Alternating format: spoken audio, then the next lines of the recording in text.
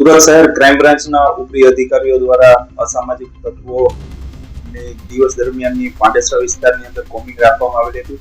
જે કોમિંગની અંદર 60 થી 70 જેટલા જૂના શરીર સંબંધી ગુનાઓ કરેલા આરોપીઓ ને રાઉન્ડ અપ કરી અને એમના ડોઝિયર ભરવામાં આવેલા હતા. એ દરમિયાન સમગ્ર ક્રાઇમ બ્રાન્ચની ટીમને 2 છરા 135 કરેલ છે અને એક મધ્યપ્રદેશ રાજ્યના દેવાસ જિલ્લાના નાહર દરવાજા પોલીસ સ્ટેશનના અંદર 17/5/2026 ના રોજ બનેલ હત્યાનો ગુનાનો એક વોન્ટેડ આરોપી નામ છે રાહુલ ઉર્ફે શૂટર રાજેન્દ્ર ચૌહાણ. તે આરોપી મળી આવેલ છે અને એ આરોપીને પકડી અને મધ્યપ્રદેશ પોલીસને સોંપવામાં આવેલ છે.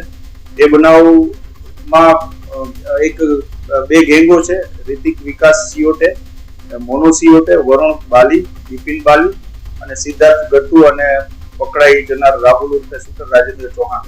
એની સામે શુભમ ઉર્ફે લડુનાથ કરીને વ્યક્તિ હતો, જેનું સામસામા ફાયરિંગની અંદર શુભમનું મૃત્યુ થયેલ અને નાહર દરવાજા પોલીસ સ્ટેશનની અંદર એક હત્યાનો ગુનો રજીસ્ટર થયેલો હતો 17 મે 2026 ના રોજ, જેને આરોપીને પકડી અને મધ્યપ્રદેશ પોલીસને સુપરત કરવામાં આવે છે.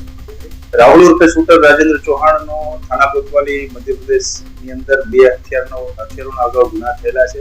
એ કુલ 3 ગુનાઓમાં અગાઉ પકડાયેલ છે અને હાલ અત્યારે હત્યામાં વોન્ટેડ થઈ અને સુરત શહેર ખાતે પાંડેસરા વિસ્તારમાં રહેતો હોય ત્યાંથી પકડી પાડવામાં આવે છે.